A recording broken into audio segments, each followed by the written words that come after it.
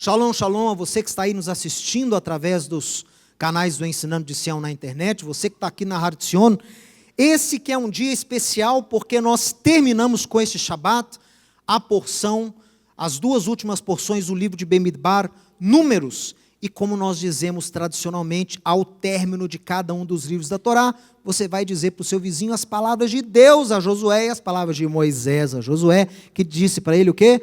Hazak, Hazak, Venit Hazek. Vamos dizer? Hazak, diga para o seu vizinho, Hazak, Hazak, Venit Hazek. Ser forte e que sejamos todos fortalecidos. Amém? Terminamos então, dê uma olhada aqui na tela, são as porções, hoje é Mechubarot, são as porções Matot, Masei, que tem como o título deste estudo, A Noiva do Deserto. Você vai entender por quê. E números 30 até o final, Jeremias, os primeiros 4 capítulos, e Yohanan, João, de capítulo 1 até 3:36. Pessoal, eu vou ser bem objetivo nesse estudo, porque escolhi para ministrar para vocês, não o texto da Torá, propriamente dito. Decidi explorar um pouquinho, analisar com você a porção da Haftará.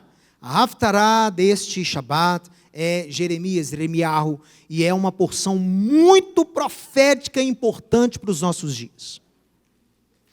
As porções que nós estudamos hoje, que o mundo inteiro judaico e dos que temem a Deus tem estudado, começa ali do capítulo 30 de Números, aí vai falar um pouquinho a respeito dos votos, e na maioria a maioria dos assuntos aqui vão tratar sobre as jornadas então, aquele momento ali final, o povo estando prestes a entrar na terra de Canaã.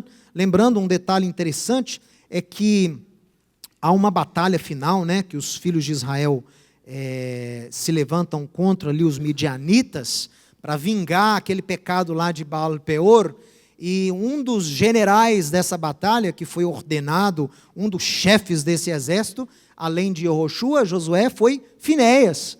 Finéias, ele é colocado à frente ali, tocando as trombetas de prata, liderando o exército de Israel, e eles fazem questão de degolar quem?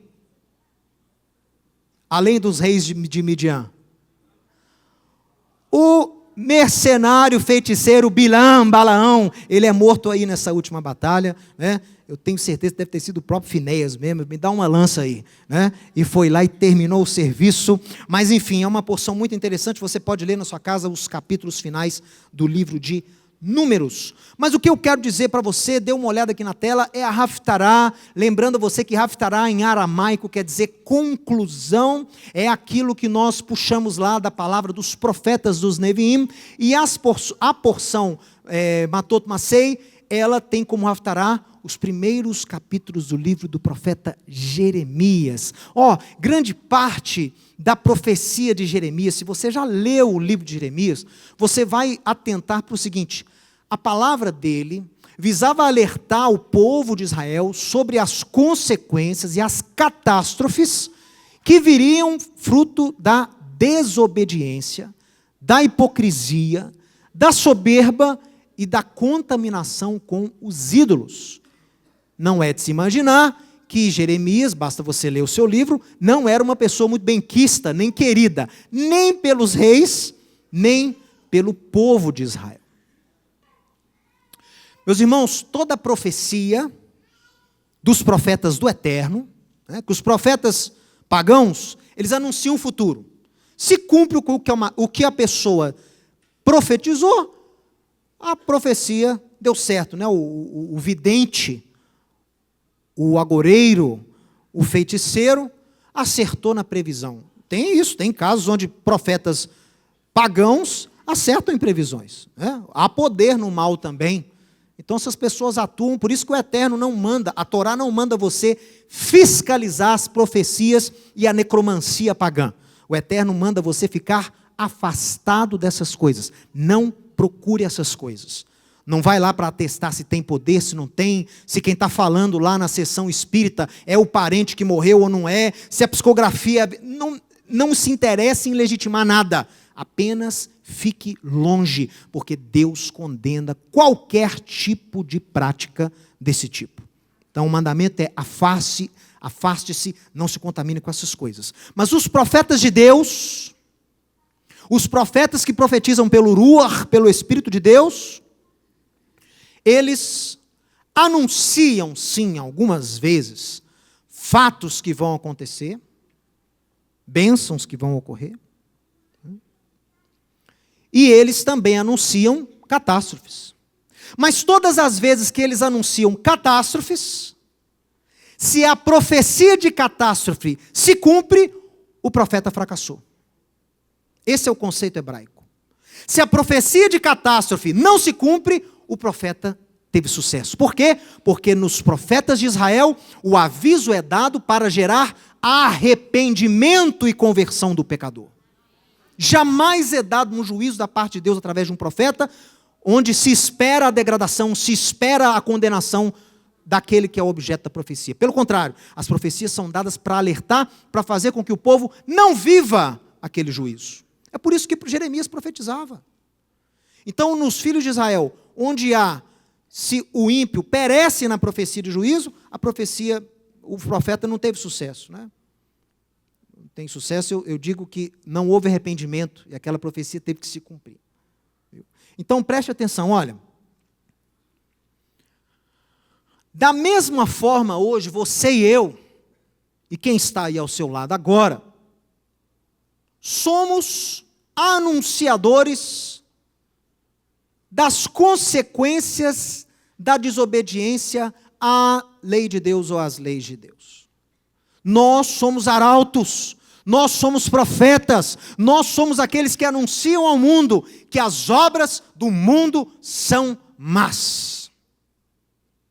Yeshua disse isso, se eu não me engano, lá em João capítulo 7, preparando para ir para Jerusalém. Ele estava na Galileia, estava indo para a festa, os discípulos falam com ele, vamos? E ele fala, eu não vou agora. O mundo não pode odiar vocês, mas o mundo odeia a mim, porque eu testifico que as obras do mundo são más. Da mesma forma, eu e você, seguindo o exemplo do Messias, temos como obrigação testificar ao mundo que as suas obras são más. Pessoal, o mundo jaz no benigno, jaz no amor, jaz no shalom. O mundo jaz. O que é o jazir? É o dormir, é o sono da morte. Dorme em sono profundo, envolvido no mal. Nós temos que ser os que nadam contra essa maré, os que sobem a corrente. Já viu o salmão, como quando vai reproduzir, sempre volta ao local que nasceu, e ele às vezes tem que subir rios contra a corrente. E para vencer a corrente da água, ele faz o quê? Ele salta. Assim tem que ser você e eu. Olha o salmão aí do seu lado. É um salmão que nada, luta, se esforça para não ser levado na corrente do mundo. E não só isso, por que ele salta? Porque quem está vendo, vê que ele está o quê? Lutando contra. Vê. O salmão testifica que ele não é levado com a corrente do rio. Assim é você e eu. Nós temos que testificar ao mundo que as suas obras são más. Assim como fazia Jeremias. E como que você testifica para o mundo que as obras dele são más? Primeiro, você tem que apresentar o distanciamento que o homem alcançou da lei de Deus. Por que o mundo jaz no maligno? Porque não está guardando a lei de Deus, não está levando em consideração os princípios que Deus criou para o homem e para a humanidade. Está em desobediência. Meu irmão, só existe desobediência se houver lei. Estão ouvindo? Só existe pregação, conceito de desobediência, se há lei. Quando não há lei, não há o quê? Paulo fala isso. Se não há lei, não há pecado. Como que você quer apregoar o evangelho de Yeshua, dos apóstolos? Pregando para o pecador que ele está em desobediência, que ele está em maldição, se você acredita e aprendeu no seminário que a lei de Deus já foi cravada na cruz do Messias, que a lei de Deus não vigora mais, que Moisés é coisa de velha aliança. Não há evangelho sem Torá. Não há evangelho sem lei. Por quê? Se o evangelho é o convencimento do pecado, mediante a consciência da desobediência, você tem que ter algo para caracterizar o que é errado. Isso se chama Torá. Então você anuncia o evangelho, você demonstra, olha aqui, você demonstra o amor do Pai através da obra de Yeshua, isso é chamado de Bessorá, as boas novas. Por isso é que o mundo nos odeia, por isso nos sentimos estrangeiros e moradores ao mesmo tempo. A palavra de Abraão, quando foi comprar lá a caverna de Marpela, ele disse ali para aqueles moradores, olha, eu sou estrangeiro e morador ao mesmo tempo. Eu sou estrangeiro porque esse sistema aqui não tem nada a ver comigo. Eu vivo de acordo com outras leis, eu sigo outros valores e princípios, a minha ética e moral é outra. Mas ao mesmo tempo que eu sou estrangeiro, eu sou morador, por quê? Eu tenho que habitar aqui. E eu tenho que habitar aqui, eu tenho que contaminar vocês com esse meu estilo de vida. Isso é evangelho. Isso é santidade.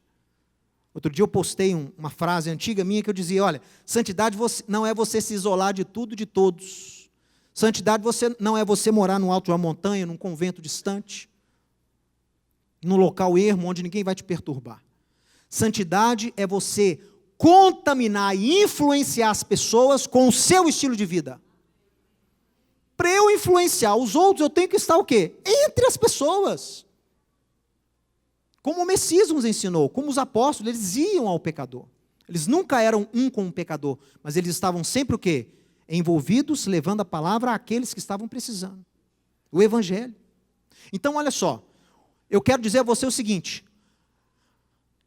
você tem que se sentir estrangeiro e morador. É obrigação sua se sentir estrangeiro. Se você está gostando desse mundo, olha aqui para mim, se você está curtindo esse mundo, está bom para você as coisas do jeito que estão, tem alguma coisa errada com você e com o mundo.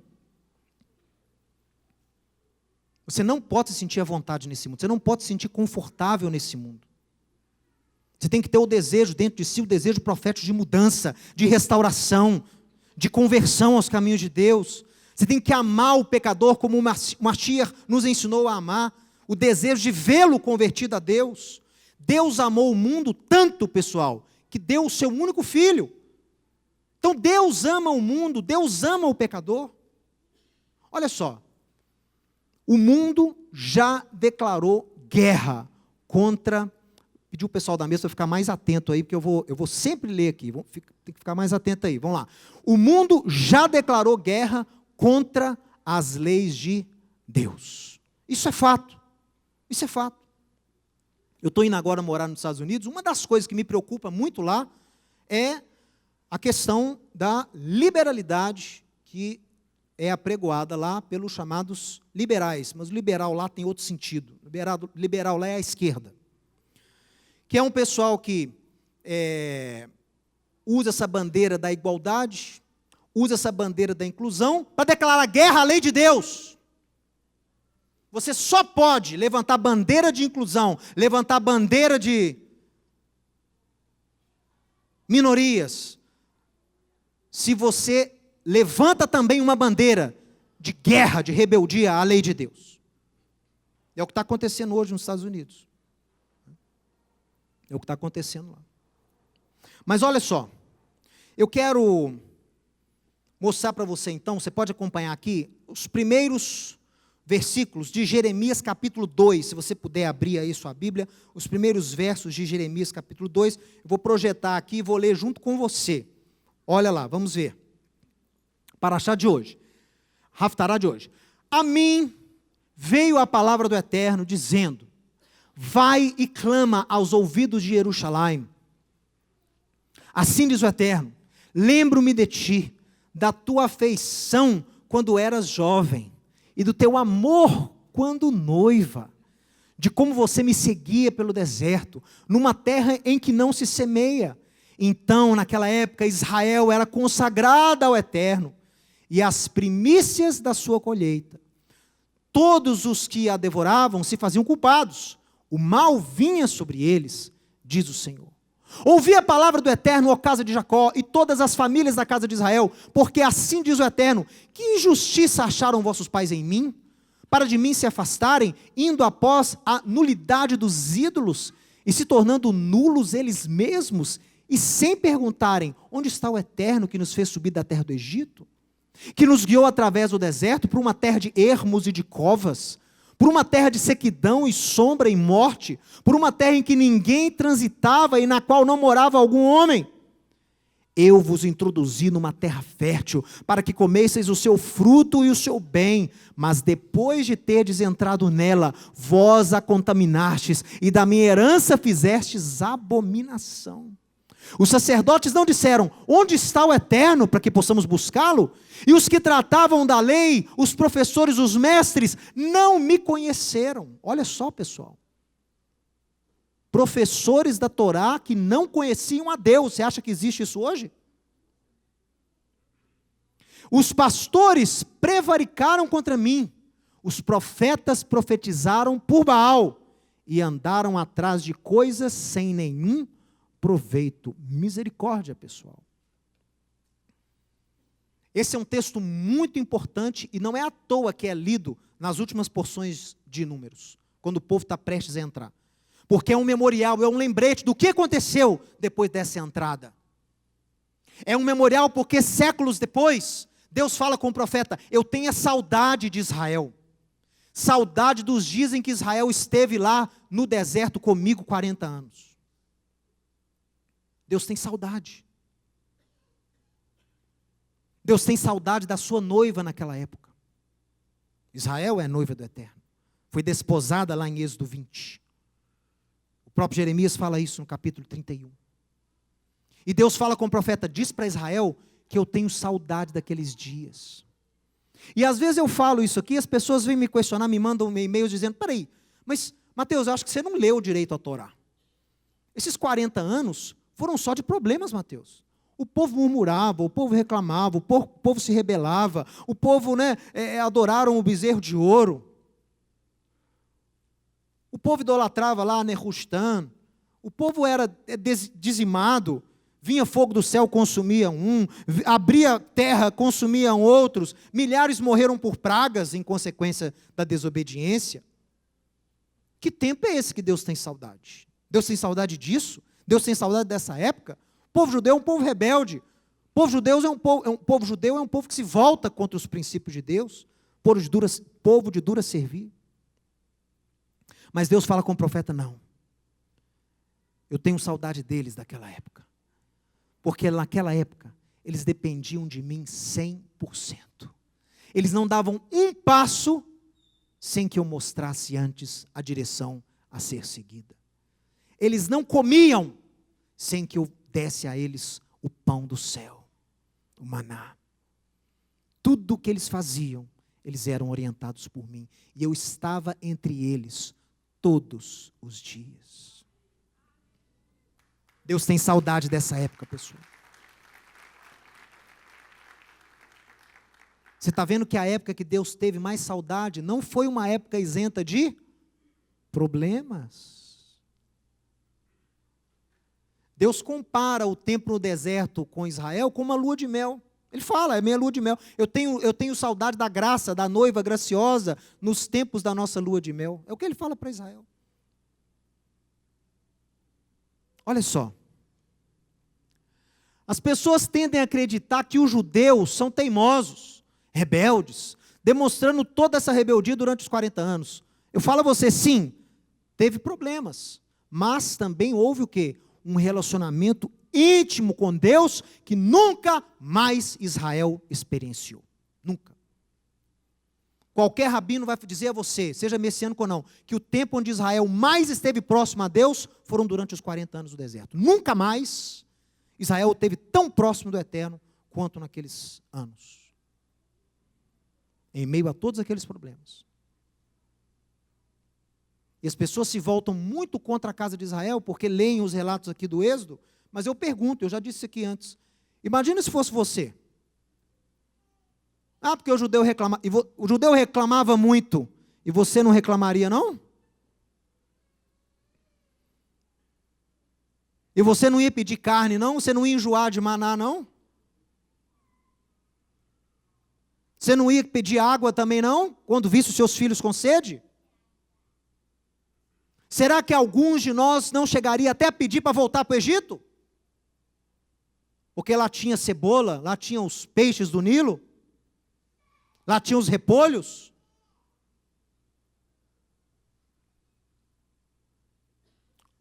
O segredo para você maneirar, não ser injusto no seu juízo, é se colocar no lugar do outro. Imagina se fosse você lá.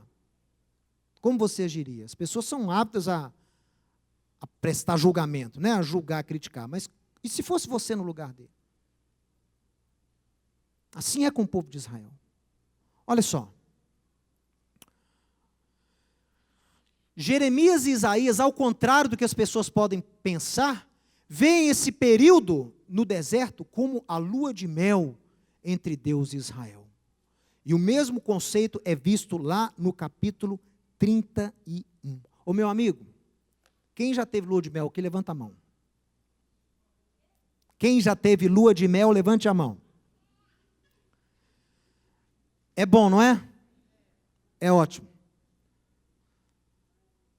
Mas dificilmente a sua lua de mel foi isenta de problemas. Acontece, gente. Não existe lua de mel perfeita.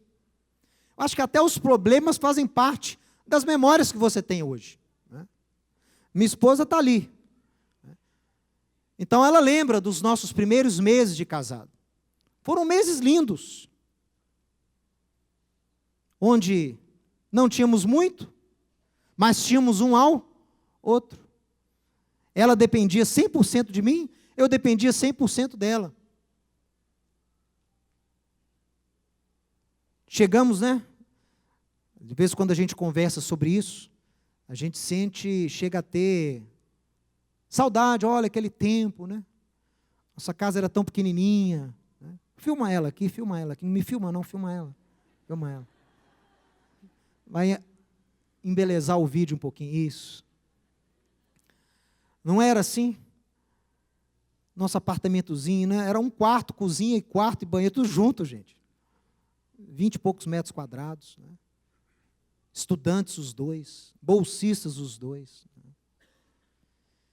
E foi um tempo que traz muita memória boa para mim, mas também tem memória ruim.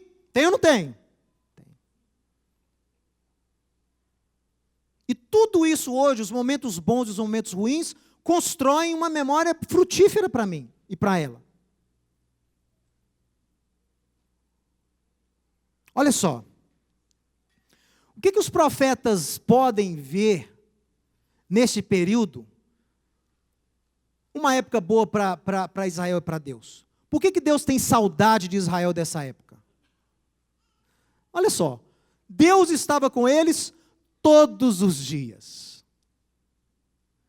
Lembra daqueles dias onde você nasceu de novo? Aqueles dias logo que aconteceram logo depois do seu novo nascimento.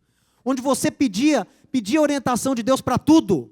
Você ia comprar uma banana, você pediu, Deus me abençoe que eu compro uma boa banana hoje. Você ia comprar um tênis para o seu filho, você pediu orientação ao Eterno. Senhor, me oriente a ir na loja correta. Né? Você ia comprar um carro, você orava e jejuava antes de comprar o carro. Você vê, eu não quero ser enganado. Senhor, me oriente, me guie ao carro certo para mim. Todos os dias, o Eterno estava com Israel. Dependia de Deus 100%. Ia dar um passo, tinha que olhar para cima. A coluna de nuvem estava levantada, então podemos seguir. A coluna parou, então temos que parar. À noite os protegia do sol. À noite os protegia do frio. De dia do sol. O Eterno era com eles. Todos os dias. Deus lutava por eles. Meus irmãos, Deus batalha pelo seu povo. Quando você está com ele todos os dias, as suas pelejas são as pelejas dele. A sua guerra é a guerra dele.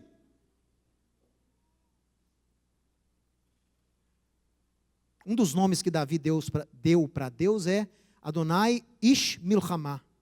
Deus, homem de guerra. Porque ele teve experiência com isso. Davi buscava a dependência de Deus todos os dias. E quando ele tinha batalhas contra os filisteus, a maioria das vezes, a batalha ele considerava como sendo de Deus. Deus era o general estrategista. Ele orava e pedia, Senhor, por onde eu vou atacar os filisteus dessa vez? Vou por cá, vou por lá, espero, vou ao entardecer, vou ao amanhecer. Senhor, o que eu faço? E Deus falava para ele. Lembra durante os 40 anos, na guerra de Israel contra os amalequitas? Moisés ficou lá, abençoando o povo, né? A mão estendida. Moisés cansava, ficou o dia inteiro. Abaixava a mão, os amalequitas começavam a ganhar a guerra. Aí vieram quem? Vieram Arão e Ur. Levantaram as mãos de Moisés, enquanto Josué está lá batalhando, e o povo obteve a vitória. A arca da aliança ia à frente. Os sacerdotes iam à frente, tocando as trombetas de prata, anunciando a presença de Deus. Os inimigos fugiam. É o que você canta aqui no sábado, todo sábado comigo.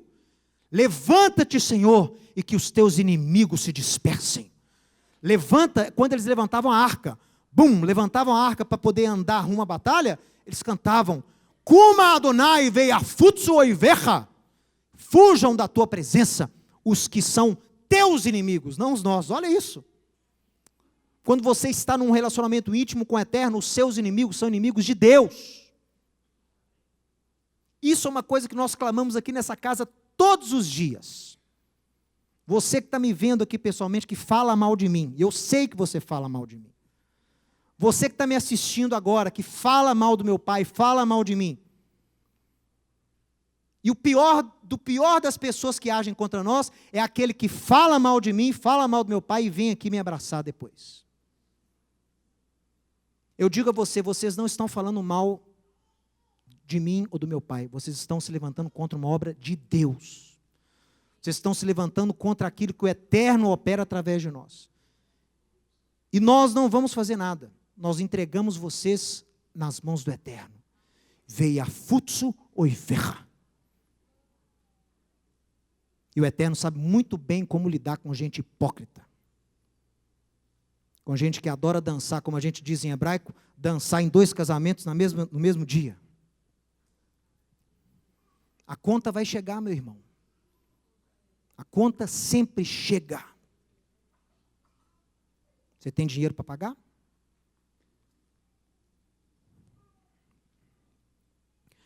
Quando você está num relacionamento íntimo com Deus, os seus inimigos, aqueles que se levantam contra você, porque vai existir inimigos. Vai haver inimigo. Que profeta que não teve inimigo na Bíblia? Me mostra um deles. Até Daniel, que não é considerado profeta, teve inimigo. Mas se levantam contra o Eterno, não contra você. Olha só. Deus supria todas as necessidades do povo. Gente, isso é fantástico. Você viver numa época assim, que Deus te auxiliava em tudo, todos os momentos. Você lembra lá do maná? Você não lembra, né? Que você não viveu no deserto, mas eu vou te explicar. O maná, pessoal, quando caía o orvalho de manhã, depois que o orvalho secava, ficava um pó, umas sementinhas brancas, branca com tom alaranjado, aparência de coentro, cor de âmbar. Essa sementinha, uns grãozinhos fininhos, pequenos, ficavam em cima da terra. O povo de Israel colhia aquilo, moía, e com essa farinha de maná, fazia bolo, fazia pão, fazia bolo, assava, fazia. E o maná tem 2 descrições de gosto. Tem um local que fala que ele tinha gosto de bolo de mel, e outra passagem na Torá, em Shemot, em Êxodo, fala que ele tinha uma espécie de gosto de folheado. Eu não sei como traduzir para o português. Daí, os rabinos tiraram a seguinte conclusão: Deus foi tão bom com o povo, que o maná, ele adquiria o gosto daquilo que você queria comer. Então o sujeito levantava de manhã lá, hoje eu queria um café da manhã, ovos com panqueca. Comeu o maná, olha o gostinho de ovo com panqueca na boca. Hoje eu queria tomar café, eu queria comer aqui um bacon de peru. Comi o maná, gostinho de bacon de peru. É uma delícia, viu, a propósito. Quem não provou ainda, vale a pena provar. Bacon de peru. Cachê, gente, é de peru, é ave. No Brasil não tem, vem, em alguns lugares vendem. Ah, hoje eu queria um salaminho de boi. Uma delícia, salaminho de boi. Então o maná adquiria o gosto que a pessoa queria. Ô, gente, olha que coisa especial que Deus fazia com o povo. Só tinha alguns alimentos que o maná não adquiria o gosto. Quais são? Quais eram os alimentos que o maná não adquiria gosto? Todos os alimentos que haviam no Egito. Nenhum alimento que havia no Egito o maná adquiria gosto. Nem de cebola, nem de repolho, nem de peixe do Nilo. Interessante. Olha só, pessoal, vamos avançar aqui. Deus supria as necessidades do povo. E ele se revela assim para Moisés, não revela? O que ele fala para Moisés lá em Êxodo 3? Qual é o teu nome, Senhor? Vou chegar lá nos anciãos de Israel, vão perguntar, qual é o Deus que te enviou aqui a nós outros? O que eu vou falar? Qual é o teu nome, Senhor? O que Deus responde? Iê, Asher, Iê. Serei, me tornarei aquilo que me tornarei. Esse é o meu nome. Vai chegar lá e vai dizer, serei, me enviou a vós outros. Por que serei? Porque ele se tornava aquilo que o povo precisava. Serpentes abrasadoras surgiram no deserto, começaram a picar e o povo a morrer. O que Deus se tornou? Ali naquele momento ele se tornou Adonai Rafá, o Deus da cura. Chegou em Jericó, teve que conquistar a cidade. Mas o exército de Israel era muito inferior à fortificação. O que Deus se tornou para eles? Adonai Ish Milchamá, homem de guerra.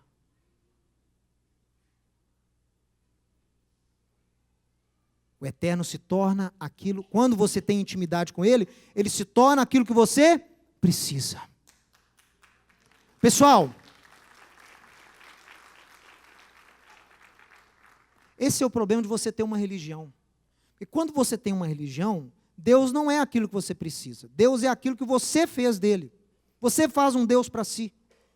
Você se acomoda nos princípios da religião. Você se acomoda em buscar a Deus de todo o seu coração. Deus é transformado numa religião e você deixa de ter um relacionamento com Ele. Esse é o perigo. Ele deixa de se tornar aquilo que você precisa. Ele deixa de estar com você todos os dias. Ele deixa de lutar por você, você começa a lutar na própria força. Você tem que buscar cura, você tem que buscar restauração, você tem que buscar libertação. Se você não está tendo um relacionamento íntimo com o Eterno, você vai buscar isso onde? Fora. E muitas vezes é desiludido, é enganado, é traído. Olha só. Jeremias vê o povo de Israel dessa forma. É a noiva do Eterno. Mas o povo se distanciou do Eterno e escolheu uma mudança leviana. Os políticos adoram essa palavra, né?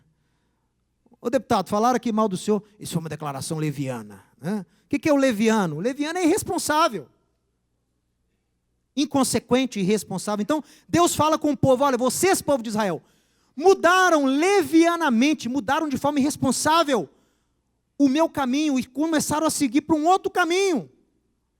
O povo de Deus tem sofrido as consequências do distanciamento de Deus, dos princípios de Deus, dos mandamentos do seu Filho. Eu atesto a você hoje que as palavras de Jeremias estão mais do que presentes nos dias de hoje. O povo de Deus, essa palavra não é para o incrédulo, não é para o ímpio, como o pessoal gosta de dizer. Essa palavra são para os filhos. Vocês estão sofrendo porque mudaram de forma leviana o caminho da verdade.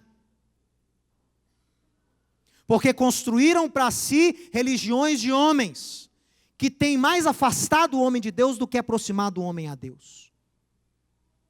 Vocês devem retornar ao puro, ao justo, ao caminho original, ao caminho da verdade. O próprio Deus diz a Jeremias, se eu não me engano, no capítulo 16, perguntai pelas veredas antigas. se coloquem no caminho, perguntem pelas veredas antigas, as quais são boas, e andem por elas. É o que nós oramos todos os sábados aqui, ao retornarmos a Torá Arca. Renova, Deus, nossos dias como dantes. Mostra-nos esse caminho antigo. Mostra-nos o caminho antigo, a vereda antiga, o qual é bom. Retornar às raízes bíblicas e judaicas da fé é um caminho bom para o povo de Deus. E Deus fala, pergunte por elas, porque elas não são conhecidas aí fora. Pergunte, corra atrás. E ande por elas, volte a andar por elas, porque o caminho é bom. O caminho é bom. Olha. Se você quiser acompanhar, Jeremias capítulo 2, no verso 31. Ou senão você pode ler aqui. Olha as palavras de Deus para o profeta, se não são atuais. Que geração! Considerai vocês a palavra do Eterno. Porventura tenho eu sido para Israel como um deserto? Ou uma terra de mais espessa escuridão? Por que diz então o meu povo, somos livres?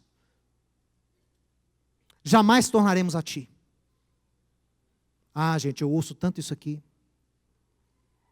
Fulano, tem que voltar às raízes da fé. Fulano, olha os preceitos de Adonai, olha a lei do Senhor é boa, restaura a vida. O que a pessoa responde? Por que você quer me escravizar, sendo que eu já fui livre? Por que você quer nos tornar escravidão de novo? Somos livres. É mesmo? É livre de quê? Da lei de Deus? Quem é livre da lei de Deus é livre de Deus. É o que o profeta está falando aqui. Atentem para a palavra. Vocês dizem ser livres da lei, não querem cumprir a lei, falam que são livres, mas vocês estão se afastando, estão sendo libertos, de mim, porque a minha palavra fala a meu respeito. Jamais voltaremos a ti. Acaso se esquece a virgem dos seus adornos, ou a noiva do seu cinto? Todavia o meu povo se esqueceu de mim por dia sem conta. Como dispões bem os teus caminhos? Olha, como você busca bem os caminhos para buscar o amor? O que é isso, gente? Para buscar o amor. Que amor? O amor ao mundo e a você mesmo. O amor às coisas do mundo e à sua própria vida, a você. O Deus dessa geração é o próprio homem, é o ego do homem. É a religião do ego. Eu sou, eu posso, eu consigo. Você prepara todo o seu caminho para buscar o amor. E até as mulheres perdidas, você ensinou. Mas no seu tzitzit, também se achou sangue de pobres, inocentes que não foram pegos em nenhum ato de roubo, foram condenados por você. Aqui a tradução está errada, o hebraico original é assim. Achamos no seu tzitzit, beknafai, na orla das vestes de vocês, no tzitzit, o tzitzit de vocês está sujo de sangue. Sangue de gente pobre e sangue de inocente que vocês acusaram falsamente. Apesar de todas essas coisas, vocês ainda dizem, somos inocentes. Posso traduzir para os dias de hoje? Posso? Apesar disso tudo, Deus admoeste e o povo diz o quê? Eu sou salvo. Fulano, santifica. Fulano, a lei de Deus é boa, inscreve no seu coração. Olha aqui, eu estou salvo. Para que eu preciso disso? Eu estou salvo. Estou salvo. Jeremias tinha que voltar, gente. Ele tinha que voltar. Porque ele ia botar muito pastor para correr. Muito teólogo de meia tigela para... Olha, a situação está crítica. Nós precisamos de homens com o espírito de Jeremias, mulheres com o espírito de Jeremias, para apregoar ao povo. Vocês estão achando que vocês são alguma coisa? Vocês estão achando que vocês podem chegar no templo e dizer, templo do Senhor, templo do Senhor. Vocês estão achando que vocês podem confiar na arca? Arca do Senhor, arca do Senhor.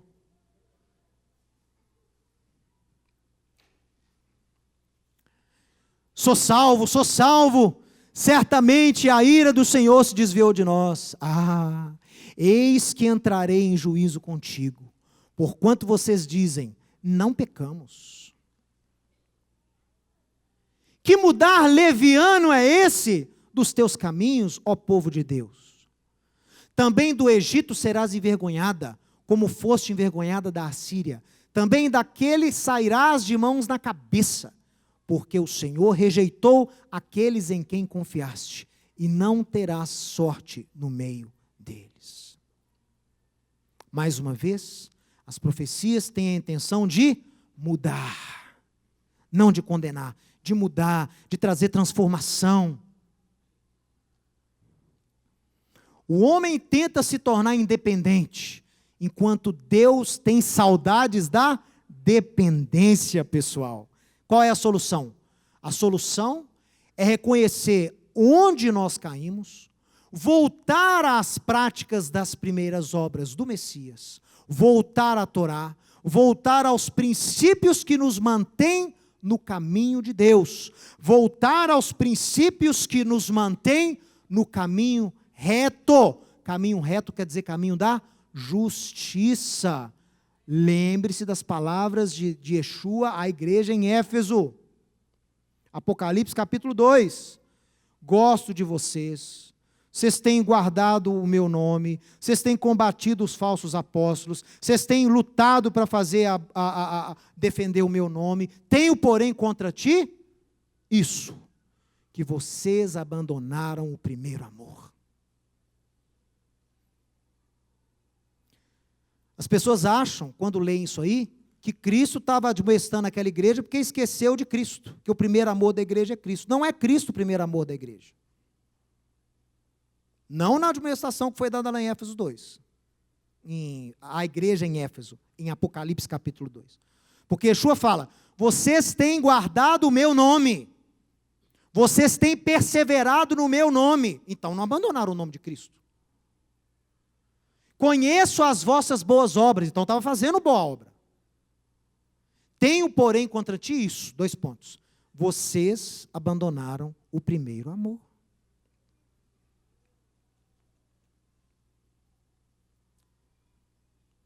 Será que o primeiro amor dessa admoestação lá em Apocalipse 2, será que aquele primeiro amor seria o primeiro amor de Deus também? Será que o primeiro amor da igreja é o primeiro amor de Deus? Quem é o primeiro amor de Deus aqui, Jeremias capítulo 2? Israel. Yeshua fala atemporalmente para a sua igreja, vocês têm feito boas coisas, mas vocês abandonaram o primeiro amor, assim como aqueles discípulos lá, quando foram receber a mensagem do Evangelho, amavam Israel, celebravam com Israel, aprendiam da lei de Deus, vocês abandonaram aquele primeiro amor. Regressem. Conheçam onde vocês caíram e voltem à prática das primeiras obras. Quando Yeshua fala que a sua obra tem que resplandecer, quando Yeshua ensina que a sua obra é luz que vai abençoar os homens e eles vão dar glória a Deus pelas suas obras, logo depois no capítulo 5 ele diz o quê? Não pensem que eu vim anular a Torá, eu não vim anular, eu vim tornar plena. Por quê? Porque as boas obras dos discípulos dependem da Torá. É a obediência à lei que gera fruto, boa obra, prática. Logo depois que ele fala isso, boa obra, ele fala que não veio anular a lei. É isso que a igreja tem que voltar. Voltar à prática das primeiras obras. A igreja tem Yeshua, a igreja tem o Espírito, mas lhe falta o quê? Andar firme no caminho, porque está se desviando. Mudanças levianas têm sido feitas. Cópias do mundo, a igreja copiando o mundo.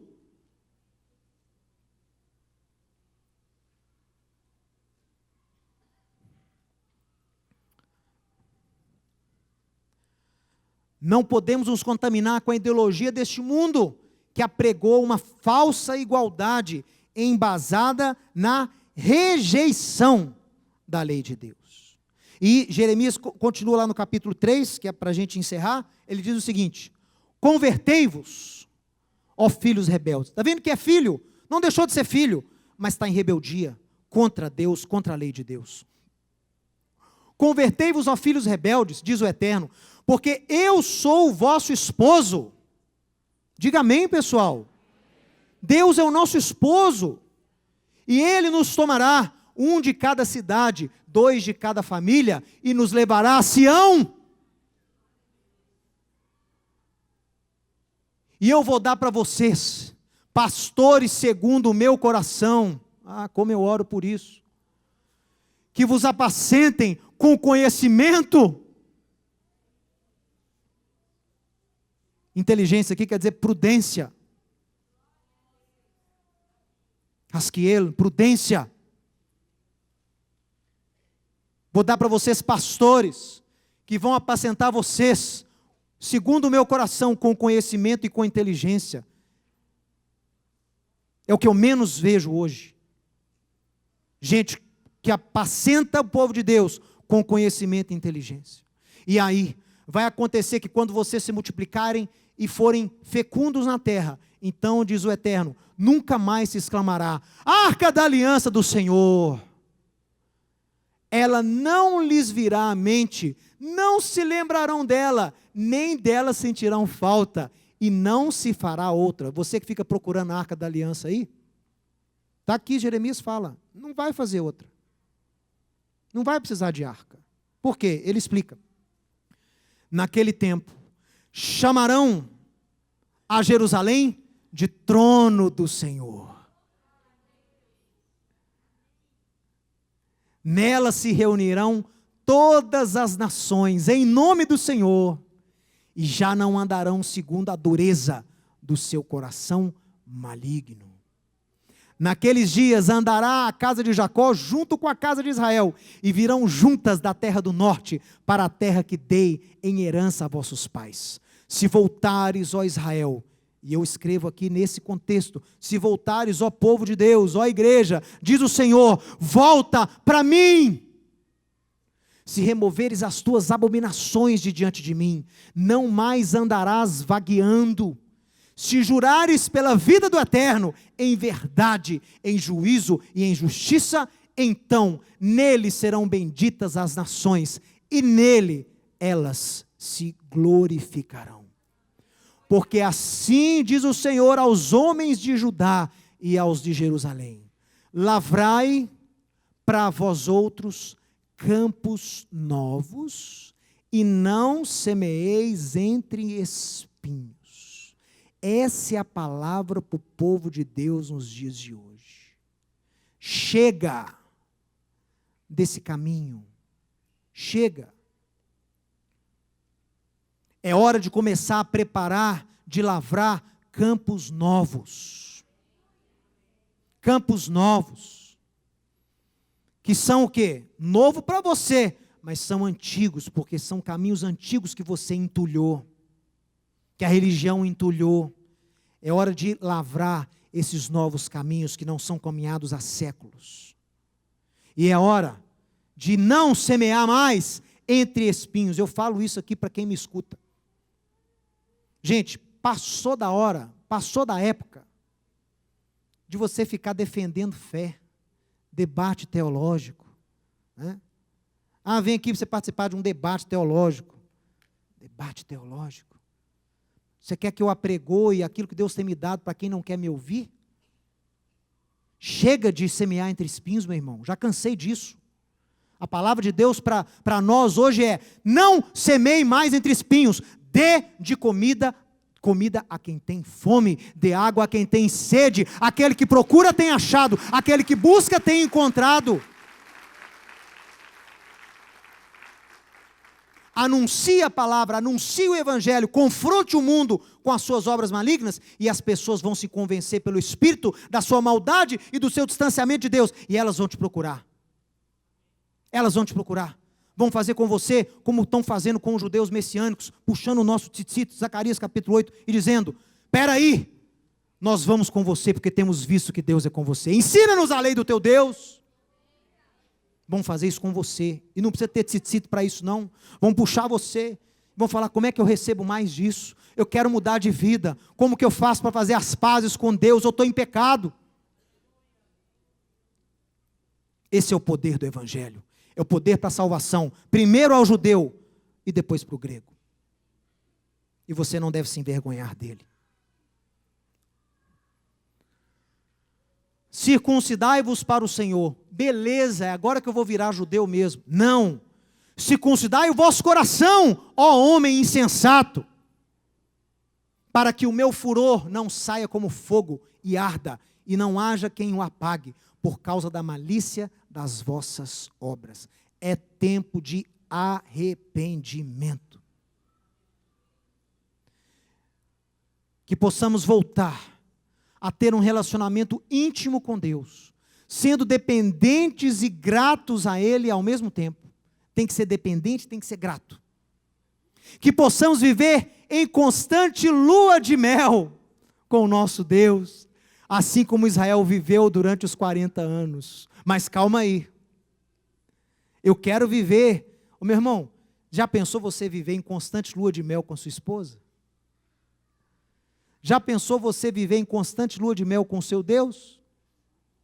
Então eu falo, eu profetizo, que nós possamos viver intimamente com o Senhor, vendo-o todos os dias, que Ele lute por nós todos os dias, que Ele supra todas as nossas necessidades todos os dias, que possamos viver como aqueles dias do deserto, porém, diga porém, leia aqui comigo, sem murmuração, sem rebeldia e sem contaminação, restauração já, em nome de Yeshua. Amém. Se você gostou e foi abençoado com esse estudo, inscreva-se em nosso canal do YouTube. Considere também ser um mantenedor do trabalho do Ensinando de Sião no Brasil, Israel e no mundo. Doações e contribuições podem ser feitas através do link na descrição desse vídeo. Um grande abraço e shalom, shalom.